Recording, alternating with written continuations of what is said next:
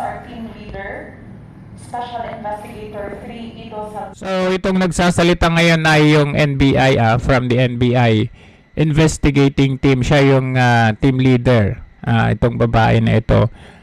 Meron na akong naipakita dati na ito ay nagsalita. Meron siyang nirelease na video kung saan sinabi niya na siya ay nakatanggap mismo ng threat noong habang ginagawa nila yung investigation na ito.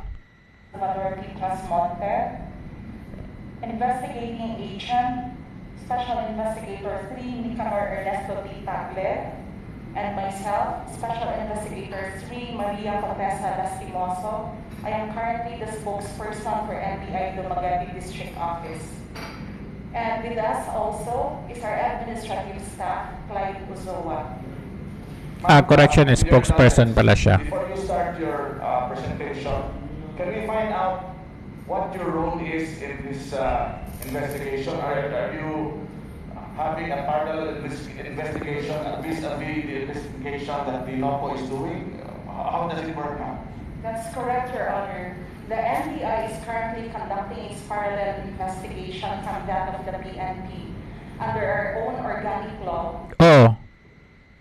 At this point in time, nagsagawa ang NBI ng parallel investigation. Ibig sabihin, independent yon na investigation nila, taliwas doon, hindi naman taliwas, or aside from investigation na ginagawa ng PNP, nagsagawa ang NBI at that time.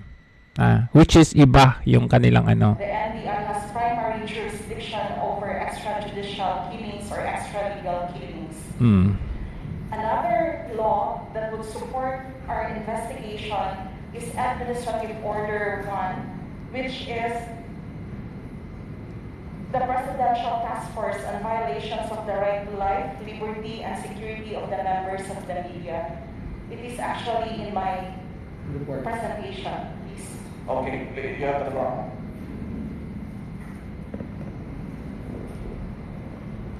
So let me start with this question.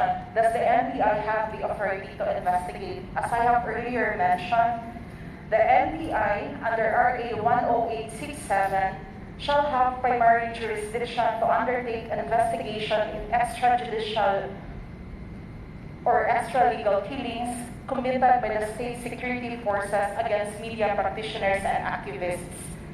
Under AO 35, state security forces have been modified to include non-state security forces. Administrative Order 35 is a DOJ issuance. Next, please. As I have said also, under Administrative Order 1, which created the Presidential Task Force on Violations of the Right to Life, Liberty, and Security of the Members of the Media, the NBI forms part of that committee to investigate killings whenever a media practitioner is involved. Now, since we are on the topic of extrajudicial or extralegal killings, next slide please, let us define what that is. Under AO 35, extralegal killings or extrajudicial killings, as defined, refers to, number one, the victim should be a member of or affiliated with an organization to include political, environmental, agrarian, labor, or similar causes, or an advocate of above-named causes, a media practitioner, or persons apparently mistaken or identified to be so. Next, please. That the victim was targeted and killed because of the actual or perceived membership, advocacy, or profession. That the person or persons responsible for the killing is a state agent or, with emphasis on, non-state agent. The method and circumstances of attack reveal a deliberate intent to kill. Next, please. So does the NBI have the authority to investigate? Yes, we have. Do we hamper the investigation of the PNP? No, we don't. Our investigation is without prejudice to the outcome of the investigation of the PNP. Now, let me give you a short background of the case. Who is Rex Cornelio Pipino? Next, please. As we already know, Rex Cornelio Pipino is also known as Rex Cornelio. He's 48 years old, married, and a resident of Barangay Bulug-Bulug, Sibulan, although he is originally from Cebu. He was a media practitioner for the past 13 years. He worked at Energy 93.7 FM as radio anchor for the program Pupukid Mo Baby, which had been slated between 5 p.m. to 7 p.m. He tackled sectoral issues. He was perceived to be a hard-hitting commentator for the past 7 years. And definitely Rex had his share of libel cases. He had 4, but was acquitted thrice. And 1 conviction, however, it is pending appeal. Other than that, he had been receiving death threats regularly in the course of his job for the past 7 years. Next, please. Now, who is Rex Cornelio? He is now a victim. On May 5, at about 8:27 p.m., on his way home to Sibulan, on board a motorcycle, together with his wife, Colleen Orok Pipino, he was waylaid and shot to his death by a riding in tandem. Next, please. The crime scene, as we visited it, is, as we all know now, is at North Road, Barangay Daro, Dumaguete City, which is in the vicinity of Christian Fellowship Church. When Rex Pipino was waylaid and was shot to his death, he fell in a heap of trash. The area was very dark and with no CCTV cameras. Although during that day of May 5, ECQ was already lifted and it was the first day of GCQ, there were still very few motorists in that area. 5 empty cartridges of 9mm caliber and unidentified slug were recovered in the crime scene. Next, please. How was it committed? Rex was shot twice, which caused him to sprawl on the ground. The back-riding gunman disembarked from their motorcycle and shot Rex several times, ensuring that he would not live to tell his tale. Who were the suspects? At this point in time, they remained to be John Does and at large. At the time of the incident, both suspects were on board the motorcycle. They were wearing a helmet. The driver was wearing a black helmet and was wearing a dark jacket. The back rider gunman was wearing a red helmet and a light-colored jacket, believed to be either peach or light orange. What is the motive, you might ask? It is too early to conclude at this point in the investigation, but speculations abound. For this reason, we would like to appeal for the understanding of the public that the investigation is at its nascent stage and is still yet incomplete. It is a very organic thing to investigate, thus new developments and new information would come in. And just this morning, new information came in. That's the reason why we were quite late in coming over. So, actually, we were initially not inclined to share our findings with the public, but we owe it to the people of Negros Oriental and Dumaguete City to share our initial findings. Your Honor, Now, with the indulgence of the speaker. Board members, yes. Yes, ma'am, I would just like to inform you, ma'am, that if it's asking a question, right now, I am broadcasting this live on Facebook. Is it okay to, is it with your permission, ma'am, that we, because you already mentioned that their information might be sensitive, so what you are sharing with us, if you have, we have your approval to air that this is not sensitive information, this is common, and it should be open to the public, ma'am, is that correct? it is okay, Your Honor. Thank you. Thank you. But we cannot, of course, divulge the new information that we have Yes, received of course. with your indulgence Yes, and ma'am. understanding. Thank you. So, I will be going to the part. Kung titignan ninyo yung investigation ng NBI at that time, very thorough, very specific, very detailed. As you can see, ito yung presentation nila. Ayan, pinuntahan nila yung crime scene at talagang preparado sila.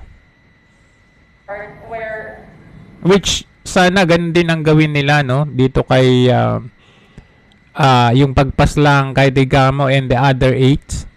Sana ganun din, hindi yung basta nagturo na lang. we are going to share our investigation status. What has the NBI done so far? The day after Rex was shot, we went to the crime scene and we conducted our crime scene investigation. Just please note that there is no police line in that area.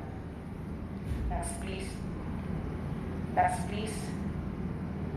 We conducted our initial interview with the widow, Colleen Oro Pipino, and we were able to get some information. She is still distraught, and up to this day she is grieving, so she has not executed her formal statement with our office. Next, please. We have dispatched a total of 13 correspondents on May 6, the day after Rex Cornelio died. So we requested the PNP to provide us with the investigation report. Diba sana ganun din ng ginawa nila, no? Pinuntahan nila si Colleen Pipino para a little bit of investigation, no? Kahit asawa, kapamilya, sino yung mga taong nandun. Pero ang nangyari kay pangalan nito kay Mayora, parang siya pa yung parang iwas sila tanungin si Mayora na, nasaan ka nung araw na to? Bakit hindi ka nagreklamo sa kapabayaan ng mga otoridad or police? 'Di ba? Iba kakaiba. Kung makikita natin itong investigation na ito from the NBI with regard to the Rex Cornelio, talagang fina-follow nila yung tamang investigation. Yung NBI at that time.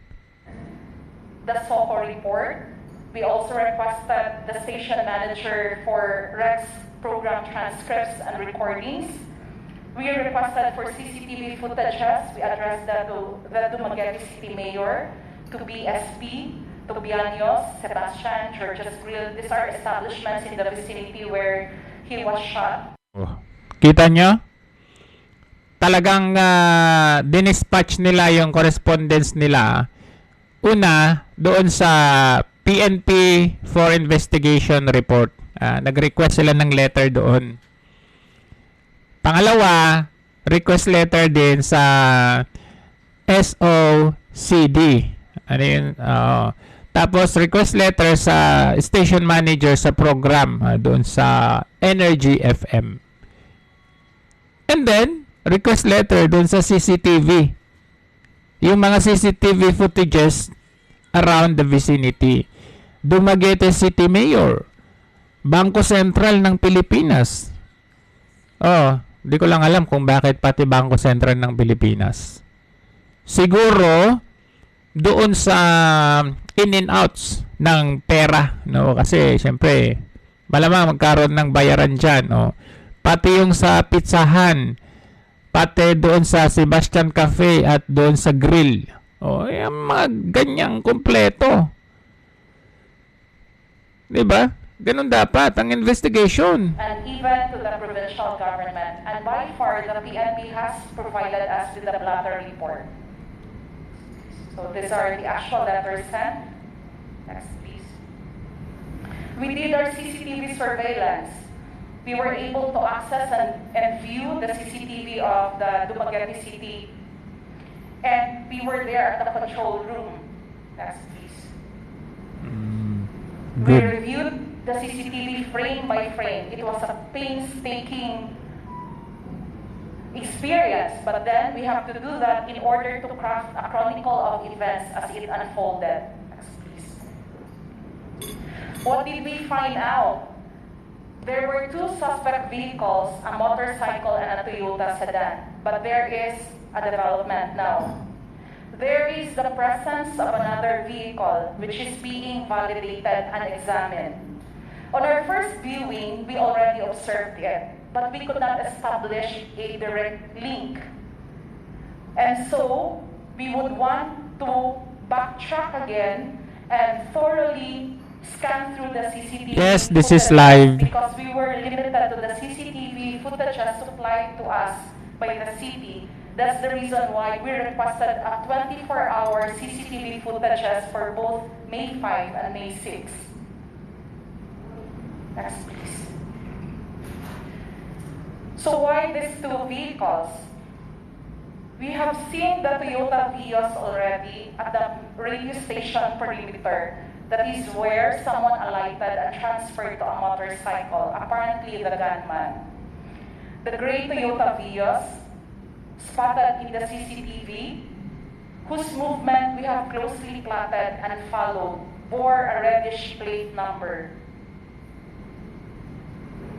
And we have also plotted that the time that Rex Cornelio was shot is at 8:27 p.m. Why? Because this is based on the CCTV footage of the guard from a nearby gasoline station rushing to the road, presumably upon hearing the series of gunshots. Next, please. Now, I will turn you over to the team leader of this case, to Special Investigator Ido Salvador Trasmonte, to give us the blow-by-blow account of the CCTV footages and share with you the highlights. Ayan na, blow by blow.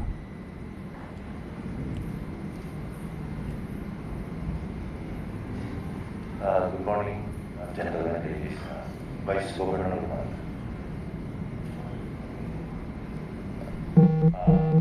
Next slide.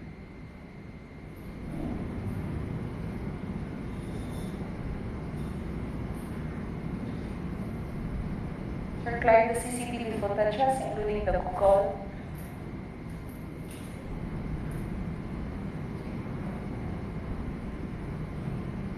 It might be stored in the USB.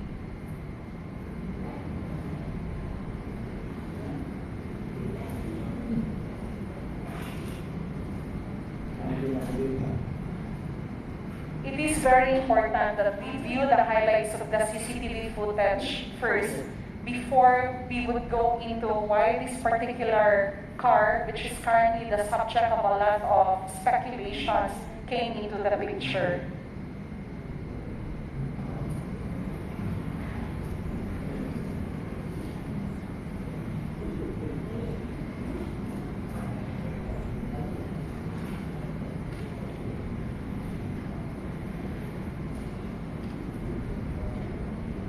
Vice Governor, with your indulgence, we would also like to take this moment to pay our respect to our fallen colleague, the former board member Miguel Lumog, who is also an NBI agent who once graced this hallowed house. May he rest in peace. While we're waiting for that, ma'am, maybe we can also request if maybe another presentation for regarding the investigation of the case of board member Dumong. He was, as you mentioned, he was our colleague here, and we would like to know what has happened to that case as well. Maybe in the future. Yes, Vice Governor.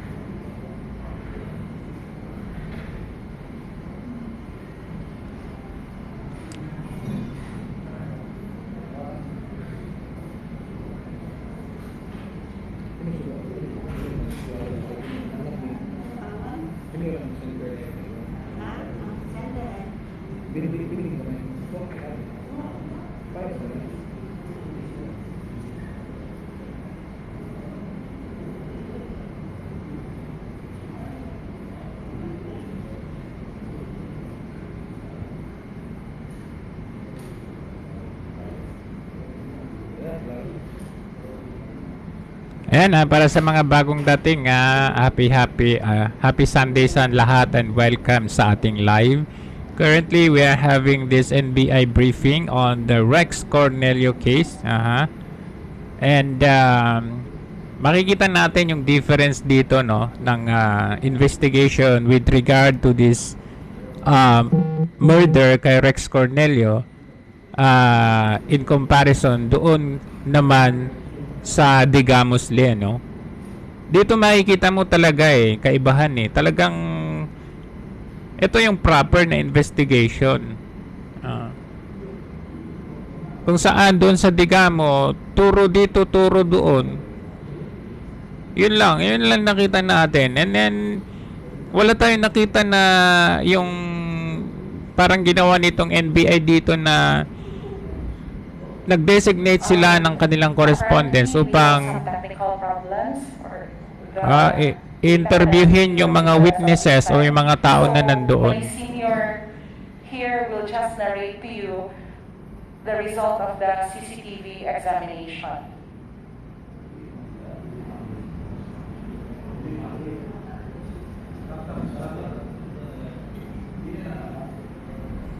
Basic ng player din mo. Ah.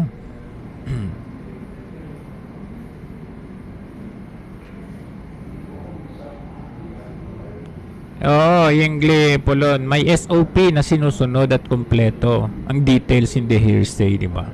Dapat ganon.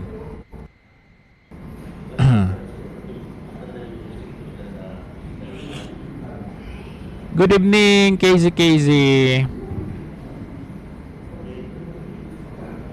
MJ Park, hindi pa nauso yung black box or CCTV sa mga sasakyan sa Pilipinas. Bakit hindi pinapatupad ng batas na magkaroon ng mga CCTV sa mga sasakyan? Dito nga halos may dashcam yung sasakyan.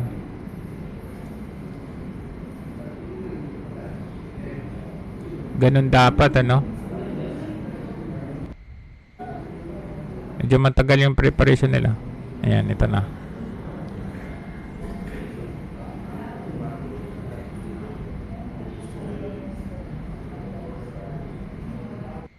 This video clipping, CCTV footage that we got from the city government. These clippings, this is around 8:03 in the evening of May 5. We can see in the portion circled with red. That is where the like we did zoom. This is where the gunman alighted from the vehicle, more or less at the same time that Rex Cornelio is going out from the radio station.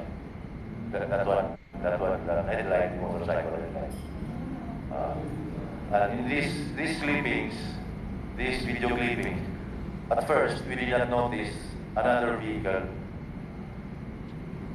We only noticed the vehicle which the alleged gunman has alighted from. Okay, next please.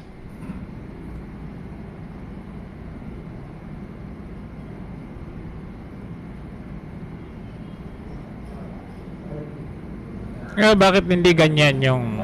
That is the portion where it is circled with red. That is the headlight of the motorcycle of Rex Cornelio.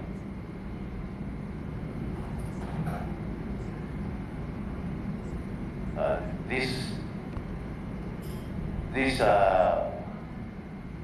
slide is where the gunman transferred and rode on the motorcycle. He positioned himself at the back of the motorcycle. Yeah. Tama. This is 8 o'clock. Sabi ni, ayan, nag-comment si Ma'am Colleen.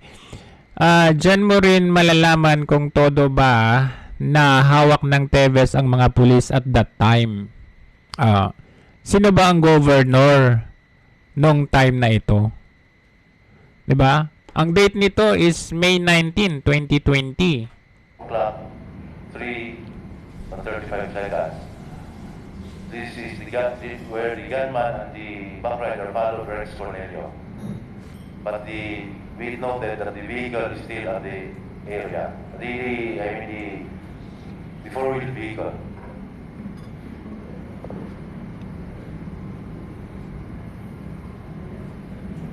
This is Na Eleonora, hello. Iscobel.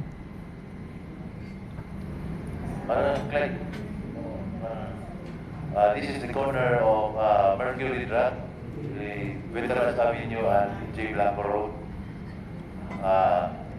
where Rex Cornelio stopped to buy something at the DOH pharmacy. This is 8:08 p.m. It's the new branch of the DOH.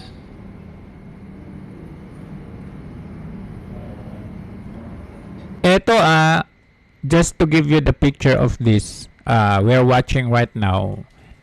Ito ay katumbas ng Senate hearing. Ito po ay nangyari sa Negros Oriental Provincial Board. So, baga hinihearing nila ito or parang Senate hearing nila ito sa probinsya at that time. Okay? So, makita ninyo yung difference. Meron silang pinipresent talaga. Pinipresent na footages from CCTV. Unlike doon nung pumunta sila Boying Rimulya at Abalos sa Senado, anong ginawa nila? Nag-present lang sila ng picture na may nakapangalan na kaagad na eto si Rivero, eto si Rodriguez, eto si Javier. Pero hindi nila pinakita kung paano sila nag-come up doon sa mga identification doon sa mga perpetrators base sa nakuha sa CCTV. Oh, so paano tayo maniniwala? Eto, meron tayong nakitang CCTV. This is where we noticed that the said gunmen with the on board the motorcycle. Ayun. This in the process of elimination, we came into the conclusion that these men were the ones who perpetrated the crime. Oh, shout out Pinheiro. After Cornelio stopped over at the DOH pharmacy, they went back and trying to search for Rex Cornelio.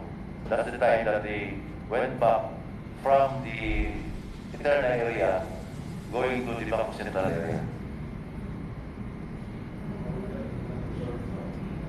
And then the gunman stopped in front of Central Bank as if looking for the motorcycle of Rex Cornelio.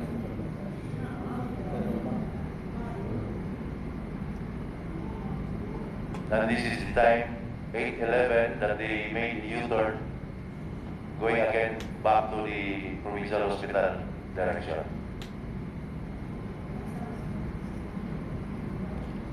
And upon reaching the corner of Inge Blanco extension, they made a left turn, going to the Inge Blanco extension. A few seconds later, next slide.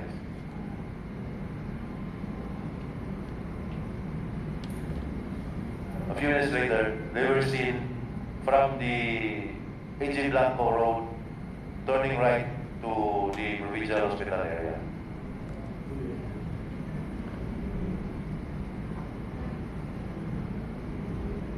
And then this is past the Eterna, going north. We noticed the motorcycle turned left to the Sacred Heart Pharmacy area. They waited for Rex Cornelio to pass by from the DOH pharmacy. This is 8:14. And here, this is Rex Cornelio. This is 8:26. After, this is going to the provincial hospital area now. And as Rex Cornelio passed by the Sacred Heart Pharmacy, we can notice that the portion where it is circled with red, that's the gunman going out of the Sacred Heart Pharmacy area. Following now Rex Cornelio. Yun, sinundan.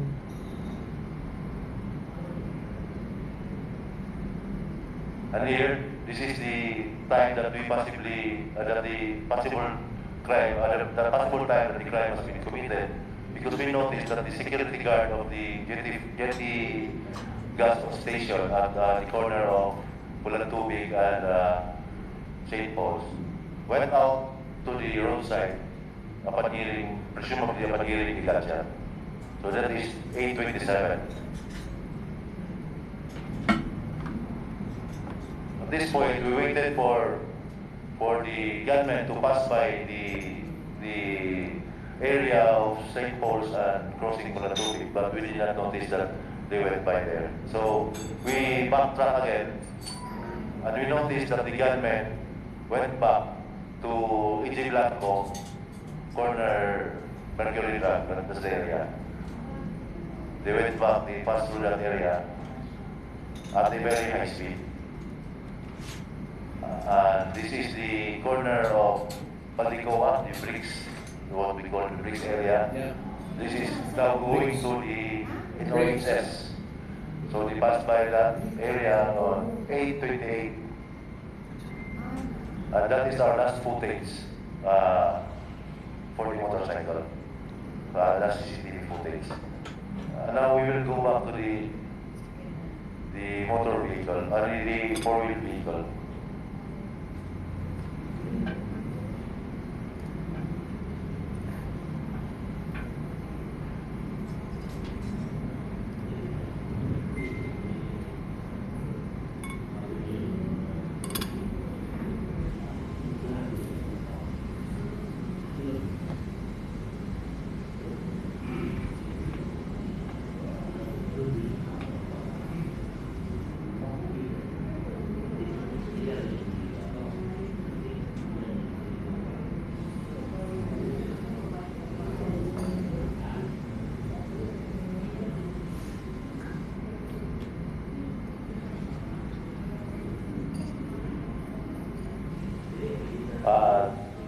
This is the four-wheel vehicle that we noticed when Rex Cornelio went out of the radio station. We noticed that this vehicle was used by the gunman. The gunman alighted from this vehicle. We followed it up to the corner of, what is this? I don't know this street. That's Alberto Macias Street and going to the Dumaguete Capit. They turned right to Dumaguete Capit. Oh. Sabi niya kasi we followed them, sabi niya. Pero he was referring to the CCTV. So pinagtagpi-tagpi nila yung kuha ng CCTV para they would finally come up with this investigation output.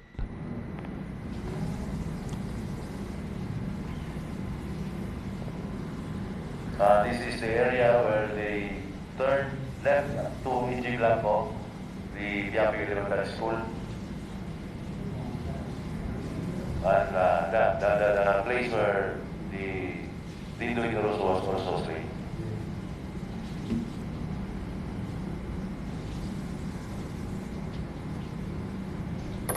This is Kagawasan Avenue.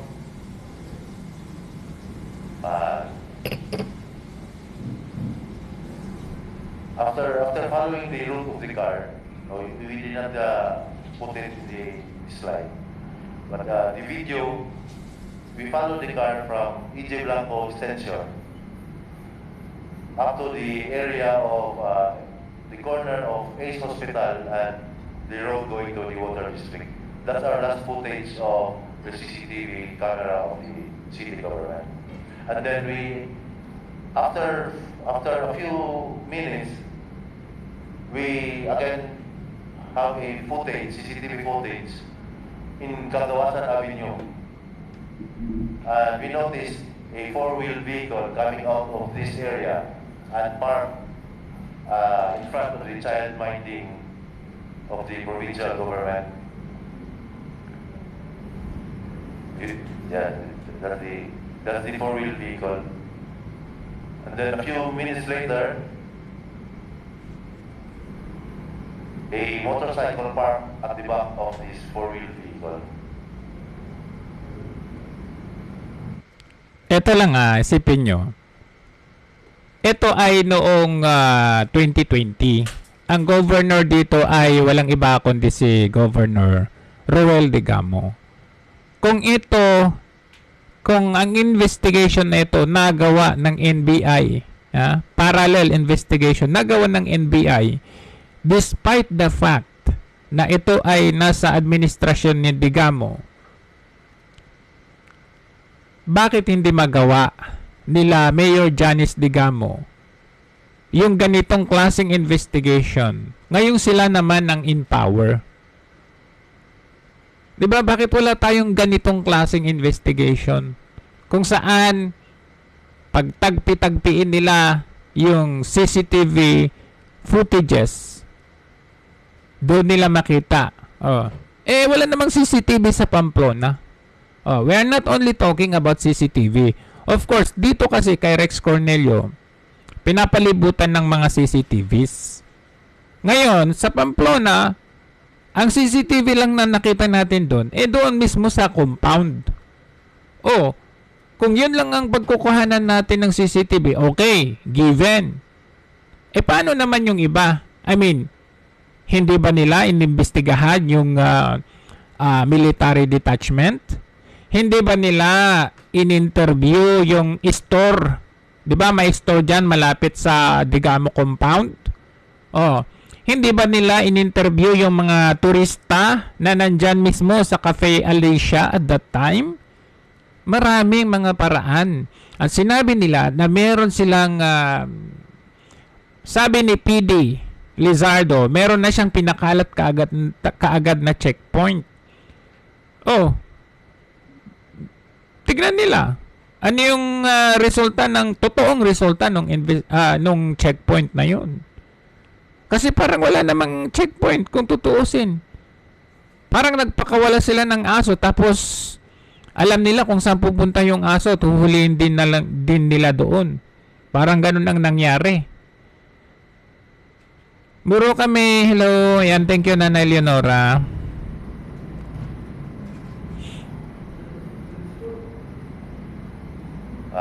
The gunman alighted first from the motorcycle, went inside the four-wheel vehicle, followed by the rider of the motorcycle. And after a few seconds when they were inside the vehicle, he backed out and turned right towards the Macias Sports Complex.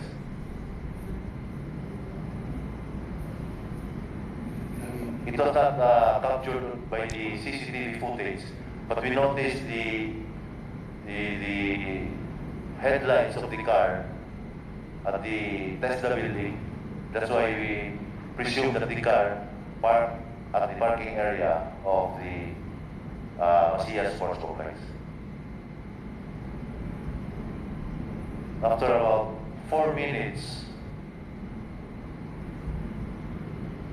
a man came out of that area here and went back to the motorcycle alone and turned right going to the Macias where it was not captured by the footage.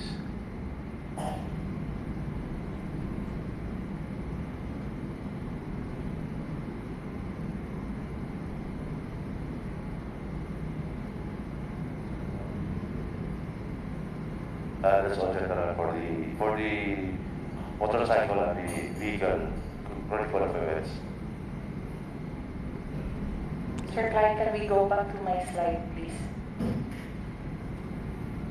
Okay, so just this morning we had a development, as I have earlier mentioned already, about the presence of another car, which we are currently validating. Because it might turn out that the gunman alighted on one car and then boarded on another car, which is the car found in Cagawasan Avenue. Next, please. We will proceed with the comparison. Now, on May 12, we received a raw intelligence report that a Toyota Vios bearing the red plate number 072806 was found parked between DepEd's building and the Girl Scout of the Philippines compound in a lot owned by the provincial government. Immediately, agents of the NBI visually examined the car and took photos. Next, please. We came up with a comparison of CCTV screenshots of the car versus the actual photos of that car parked in Cagawasan Avenue. Next, please. This is the comparison of subject car captured by CCTV and the car found at the Cagawasan Avenue parking lot. If you If you watch the CCTV, you can clearly see the features of the moving vehicle. But of course, the quality of the picture would become degraded once it is already a screenshot. Next, please.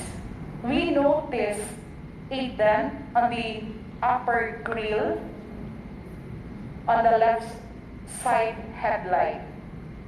A dent is a very idiosyncratic feature of a particular car because you cannot duplicate a dent. Next, please. Then we found out that there is no tint in the middle. On your left side would be the CCTV screenshot. On the right side would be the actual photo of the car found in the Cagawasan Avenue parking lot. Next, please. Other than that, the presence of an antenna, but of course, this is a stock feature of the particular model. Next, please. The wheel rim is the same as well, that from the CCTV footage and from that car parked in Cagawasan Avenue. Next, please.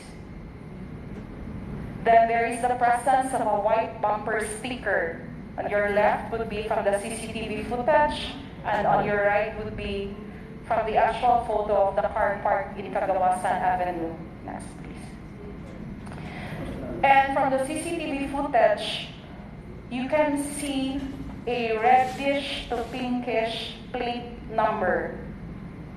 In the actual photo of the car parked in Cagawasan Avenue, of course, the plate number is red. White with red markings of the plate number. Next, please. So the car captured by the CCTV will engender a well-founded belief that it is the same car parked between the DepEd building and the Girl Scout of the Philippines compound in Cagawasan Avenue. The distinctive marks and idiosyncratic features such as the highly peculiar dent, the white bumper sticker, the stock features, the wheel rim, the tint, and the reddish plate number are undeniable even to an untrained eye. Galing ano? We're expecting na sana ganyan din yung investigation sa Digamo eh. Biruin ninyo, na-pinpoint nila yung sasakyan na yan, the same car, on the day na nakita nila, on the day na nagamit, at yung the day na nakita nila doon sa provincial vicinity, same car, na-pinpoint nila yung mga distinguishing marks. Na-pinpoint nila at nahanap nila na nagkaroon ng repair, inayos yung dent, nawala yung dent. Meron silang mga, kumbaga parang tinanggal nila yung evidence. Sino may kakayang gumawa niyan? Yesterday, a search warrant was issued and executed on the subject vehicle by the PNP. A search was done yesterday afternoon. Because of that comparison that we arrived at, our next move was then to interview people coming from the GSO. Yun, dapat. Interview people. So, ginawa nila dito, step-by-step process. Ginawa muna nila ito, tapos ito. Ngayon, mag-i-interview na sila ng mga witnesses. And we invited GSO OIC Kent Martinez on May 13, 2020. He denied having any personal knowledge on the dispatch of subject vehicle. This is the vehicle found in the Cagawasan Avenue or parked between the building and that of the Girl Scout of the Philippines compound. He claimed that Sonny Lazaro is the dispatcher of provincial government-owned vehicles not assigned with BGSO. And as a matter of fact, ganun ba, igorot ako? Hayaan mo sila. Maraming lutang. Ganun talaga. Kent Martinez gave us a certified true copy of the vehicle logbook. Let it be noted that they are not suspects. We have invited them for the reason that they will shed light on our investigation. So it is in aid of investigation and nothing else, because the car involved is apparently a car which ownership, of course, is that of the provincial government. Next, please. We also found out who were the guards on duty. So we summoned them and we were able to conduct our interview on May 14. The guard on duty from May 5 at 7 in the morning up to May 6 at 3 in the afternoon is one Joey Cabo. And the other guards were Jonathan Dales and Johnny Makasuhol. Please note of the length of the guards' duty. May 5 at 7 in the morning up to May 6 at 3 in the afternoon. So that is quite a lengthy duty. Next, please. Now, let us give you the rationale why we have dispatched invitation letters to certain personalities at the provincial government. Again, with due emphasis, they are not suspects. We are only inviting them in aid of investigation. We found out that the car was assigned to ITAX unit of the Provincial Assessor's Office.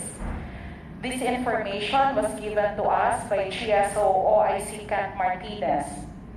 Also, there was an entry on the vehicle logbook on May 6 at 9:05 in the morning, which means that another person has withdrawn the car from the parking area. The previous entry that we noted was on March 16. So between that period, March 16 to May 6, the car did not move from the parking area. The entries were of course made by the guards on duty. And another person is in charge with the dispatch of all government vehicles in the PGO, and that is Sunny Lazaro. Next, please. There was also a trip ticket which was issued, and so we also summoned the person who is in charge of the issuance of trip tickets and gas withdrawals. In the course of our investigation, we were able to obtain a CCTV footage at the gasoline station where another person was actually driving the car, separate and distinct from the person who withdrawn the car and is logged on the vehicle logbook on May 6, 2020. And that person's signature appeared on the trip ticket. Next, please. So there, we would just want to make it clear that at this point of the investigation, everything is very organic. New information can change the course of our investigation. We will be inviting several people, but it doesn't mean that when the NBI invites you, you are already a suspect. We would just want to make it clear that once invited, that is always in aid of investigation and bereft of any malice or willful or anything at all that would verge on violating your rights. Of course, you can always refuse. That's the reason why we did not pursue anymore when they declined our invitation. So we go now to our challenges. Part of the... Bakit kaya? Bakit kaya nila dinecline? 'Di ba? It's understood naman na kapag in-invite ka, hindi naman, yun tama sabi niya, hindi ka naman na suspect kaagad eh. Persons of interest, yes. Pero that doesn't mean na ikaw ay suspect na. Ganun kasi ang ginagawa talaga pag ano eh. 'Di ba? Like FBI, dapat ganun din ang gawin nila. Kailangan nilang tanungin. Challenges enumerated there is the invitation that we issued to some concerned employees were declined. The network video recorder of the PGO is allegedly not operational. The guard on duty, Cabo, deferred the execution of his sworn statement because he needed to consult with a lawyer. And of course, we at NBI were operating under extraordinary time, limited by COVID. As a matter of fact, we are only 3 agents who are working on this case. The 3 agents are all here.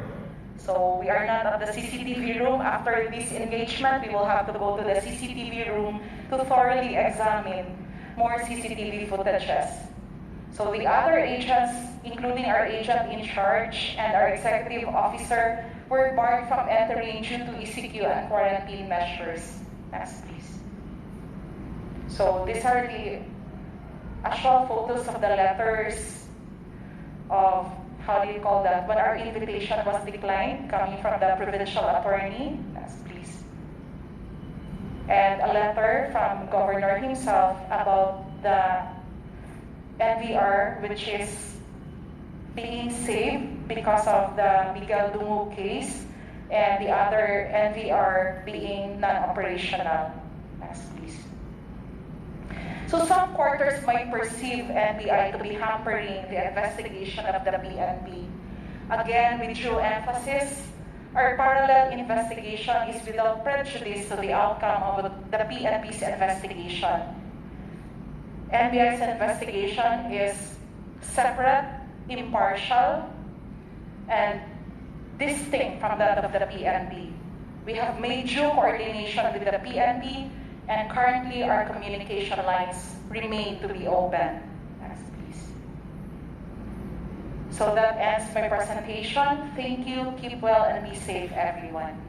Yes, thank you very much for coming and thank you for presenting.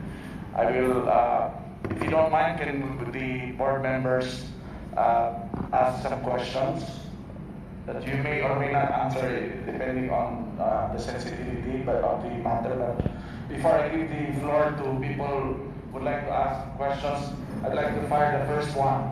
When you mentioned the challenges, you mentioned that some of these people who were invited opted not to honor your invitation.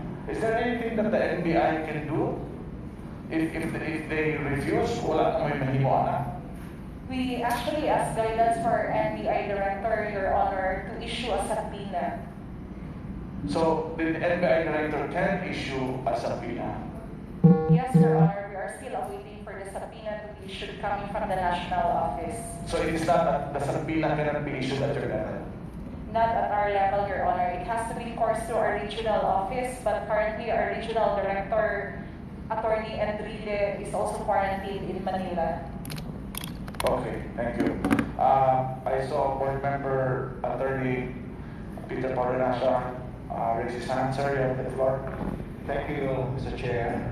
Ma'am, good morning, and good morning to our colleagues in the NBI. I'm not an investigator, but in my own observation, the CCTVs are very important in this case. Because for me, they are our witnesses. Can we preserve them and maybe make further examination on these CCTVs?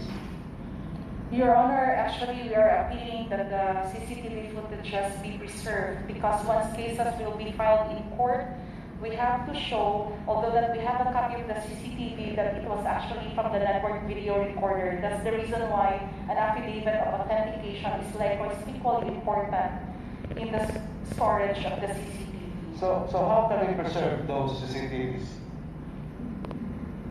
Not easy, Your Honor. Huh? We actually requested from the city government that it be preserved.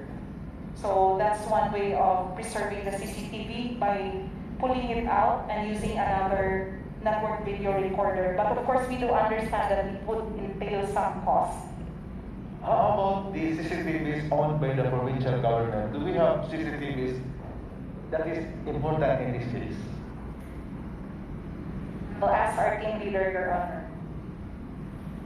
Your Honor, according to the legal, provincial legal officer, the CCTVs are not functional. No, I mean the recorder, Your Honor. Okay, my question is, you mentioned about NVR. Is that the recorder? That's the recorder, Your Honor. Now, can we do something if they say that it is not operational? Can we do something to examine the NVR, whether it's really operational or not operational? Yeah, we could ask for that, Your Honor. Yes, because we are interested. To verify the information. Yes, because we are interested that as far as the provincial government is concerned, and as far as the CCTVs of the provincial government are concerned, they will be preserved. Yes. So hopefully we can have those, there must be some actions na ma-preserve natin sila.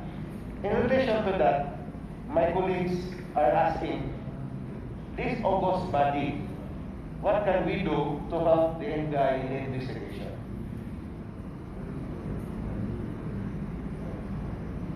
Your Honor, since we are still awaiting for the subpoena for the provincial employees, and with your indulgence, if you can make them available for us in order for us to interview them, then that would be very welcome. Thank you, Mr. Chair. Anybody else with any questions?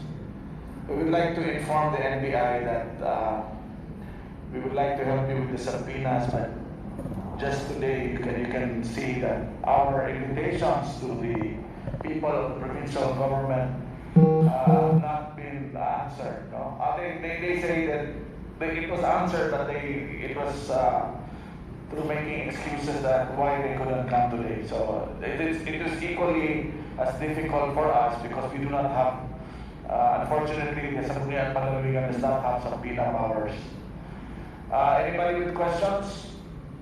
Your Honor, if I may. Yes, go ahead. So, basically, lumalabas dito na mismong provincial government uncooperative. Oo, yun yung lumalabas dito eh. Bakit sila magde-decline dito sa pag-appear dito sa briefing na ito, di ba? Bakit? Bakit kaya? To the point na nagbigay din ng memorandum or kautusan itong si late Gold Digamo na lahat ng mga dealings with regard to this case dapat dadaan muna sa kanya. Oh, kaya mahirap, no? Sobrang hirap pala na makuha ng hustisya itong sa Rex Cornelio case na ito kasi mismong gobyerno ayaw makipag-cooperate. Yun ngayon nakakatawa dito doon sa nag-recant na di umano'y mga suspect doon sa Digamos Lay. Uncooperative sila. And yet, sinasabi nung DOJ o nung kampo nila na wala daw epekto yung pagiging uncooperative ng mga suspect. Pero dito, tignan nyo, mismong gobyerno hindi cooperative. Kaya wala talagang nangyari o mangyayari dito kahit na despite all of na-establish nila makuha yung persons of interest. Gamit yung mga resources like yung CCTV, yung sasakyan, wala pa rin nangyari kasi mismong gobyerno, mismong provincial government, hindi naman sila nakikikooperate. Kung talaga pala sila na gusto nila na matapos na yung killing sa lugar nila, dapat mismong gobyerno suportado. Pero lumalabas na sila din naman pala mismo ang nagtatago ng mga katotohanan. Yung logbook, sana napunta yung logbook. Although napansin ko naman dito, dito sa provincial, dito sa August body na ito, di ko alam kung anong pangalan nun. Sabi niya, interesado siya.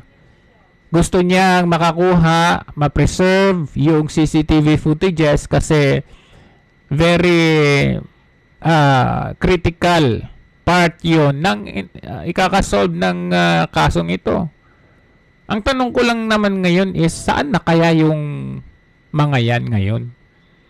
Kasi kung interesado sila, nakuha nila, nagkaroon ng NBI briefing, ano na nangyari ngayon? Ba't hanggang ngayon unsolved pa rin yung case na ito? I just want to ask this honorable body if possibly you can issue a resolution pertaining to the checking or examination of the NVR if indeed it is not working or is it working. Because my concern is that our concern is you have CCTV working around this compound, however, there are no recordings. What if another crime is being committed? Then it is useless because nobody mans the CCTV 24 hours and it's not recording. So how can we retrieve evidence? That is the exact reason why we invited Mr. Adrian Cedillo this morning for him to shed light about the CCTVs.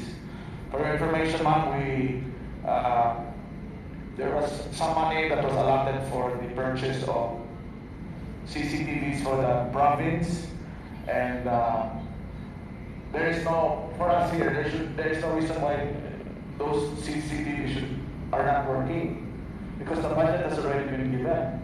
In fact, they have a control room there. May budget. Meron ng allotted na budget para dyan sa CCTVs na yan. Kaya hindi po pwedeng sabihin na kulang yung fasilidad. May control room. Paano nangyari na hindi nagre-record yung CCTVs? Anong gamit niyan? They were very proud when we gave them that amount because they said that it was already working. And now we hear that nothing is working. What happened to that money? So again, we will invite him again at the time when he can come, so that he can shed light on why apparently our CCTVs that we spent for in the province of Negros, especially here in the area of the capital, apparently are not working. So we have to determine that. So thank you. That resolution, I think we can come back with that. Anything else, ma'am, that you need from us? I just want to clarify, Your Honor, that it is only the network video recording that is not working.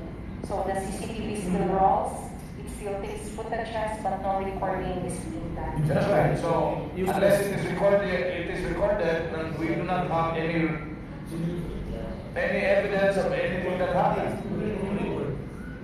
There was a CCTV in the area by the tennis court where the vehicle, after the alleged murder happened, where the vehicle stopped and somebody alighted from that vehicle. Was that a CCTV of the province or was that of the city? How come you have a CCTV recording? It was the CCTV of the city government. So the city government has a CCTV here in our area, but the provincial government will spend millions, I think, for that CCTV system does not have one camera that is recording. Yes, sir. They are all, well, the cameras are there, but there is no recorder. That's very interesting, sir. NVR, no? NVR. Network video recorder. It stands for network video recording. Board Member Islam, do you have anything to say? Thank you, Mr. Chair. I would like to ask the NBI if we're able to get some CCTV footages from DepEd as well as the Girl Scouts of the Philippines. As of this time, Your Honor, we are still getting the CCTV footages from the DepEd because we also have received information that one of the four-wheel vehicles passed by the area. And I think Board Member Marian here will confirm that the GSP has a CCTV as well. Yeah, there is a CCTV at the GSP, but it's not facing the street. It's facing through the gate. But as I understand, the recording will only stay for 3 days. Oh, okay, Ganun. Okay, Board Member Baldado and Board Member Macias. Actually, I'm just entertaining and nothing, idea in my mind. It has nothing to do with the probative value of anything. Just internal matter between this our body. Now, I am glad we are inviting the NBI to shed light to this, and I have nothing against Rex Cornelio also. He is a friend of mine. And I really do not know if we accorded the same treatment, the same concern with the death of Sestoso, Dindo, and Domo. It seems that we are here giving, well, of course, because this is something, because it involves the property of the government. We give special attention to this death of Cornelio, but then the death of Hitmon, the death of Dindo, the death of Domo, who is also an NBI and a member of this body, was not accorded this kind of attention by the Yes, sir. I can answer that. I'm just registering my nagging concern. Well, I will answer your nagging concern, sir. The reason we are giving this attention in our August body is because there is a difference between this case and the case of my good friend as well, Mix Dumo, the case of Dindo Inoroso, who I also knew, and Edmond Sistoso. That being that in this case, it is alleged that it is one of our provincial government vehicles, Yun. which is parked right behind us, that was involved in this murder. We are not in the business of investigating crimes. And that is why all we need to do is ask the NBI, ask the police about all these other murders. We have passed resolutions. So, merong isang nag-question. Sabi niya, teka. Parang yung nangyari kay sa Digamo case, ano? Of all killings, yung Digamo case ang nasinado. 'Di ba? Yung kay Percy Lapid, hindi naman nasinado. Pero ang katwiran nitong si anong pang pangalan nito? Hindi ko alam kung sino ito. Sabi niya, kaya tayo nandito ngayon at dinidinig natin ito.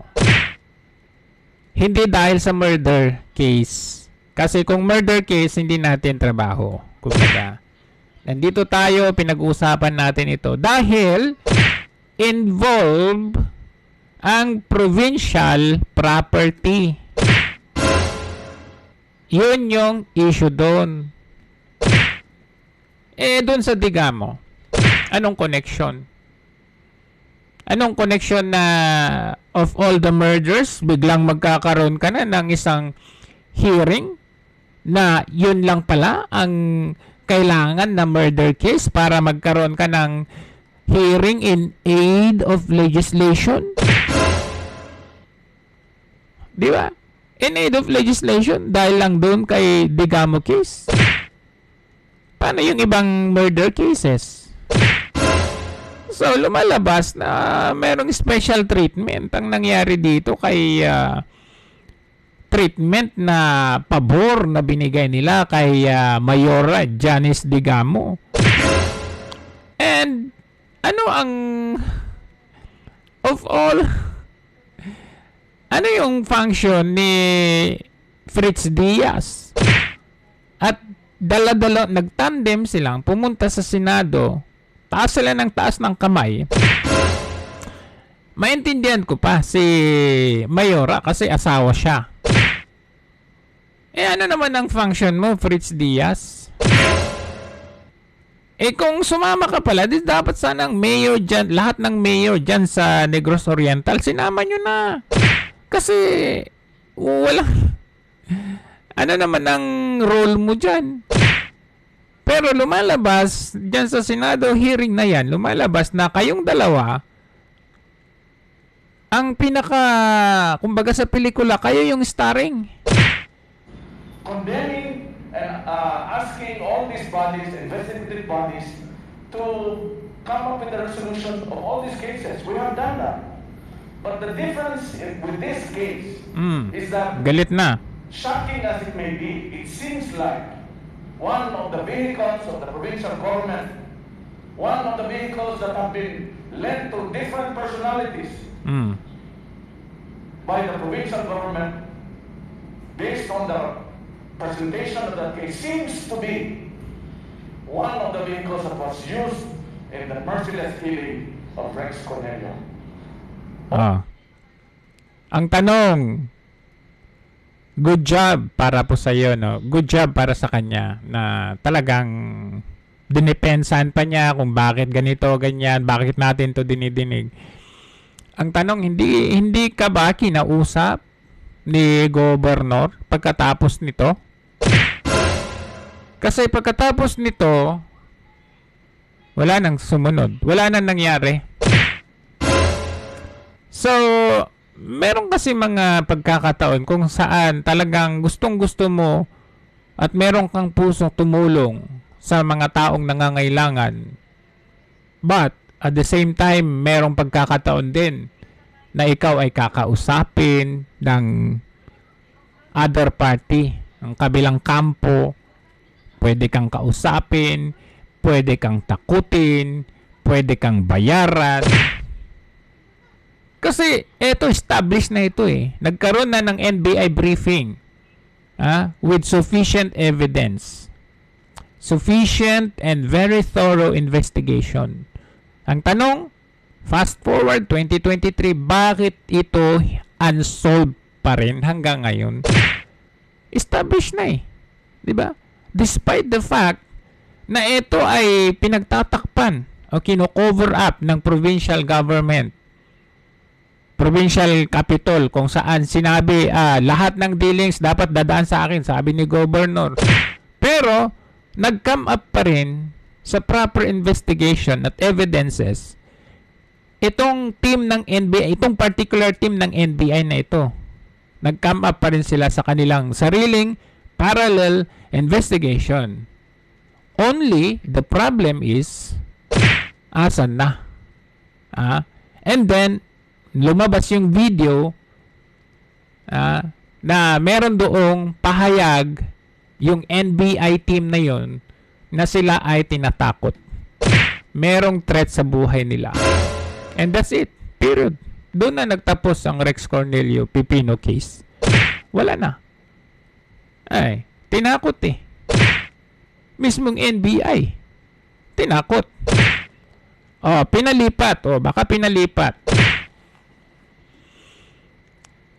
So, malinaw. Even hanggang doon sa Senate hearing kung saan pinatawag si Rioel Peñero na pinaka-person of interest na tinuturong siya yung gunman, ay kitang-kita naman kung paano pinrotektahan yung si Rioel Peñero na yun.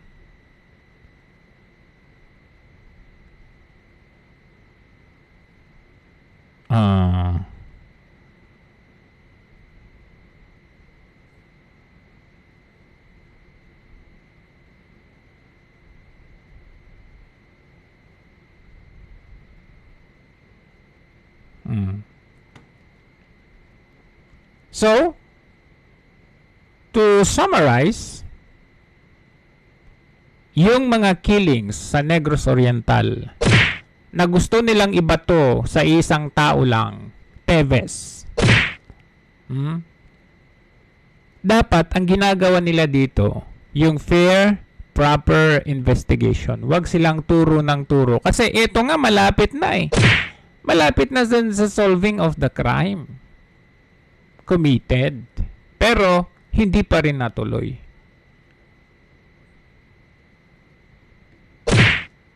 Yun nga ang minsan na niisip ko na ikaw mismo ang may asawa.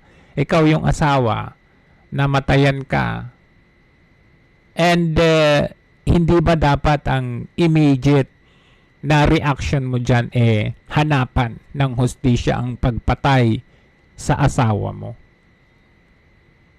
Pero hindi ko maramdaman yan kay Mayor Janice Digamo na halata kung paano nila pinoprotektahan yung mga otoridad. Like for example, itong si PD.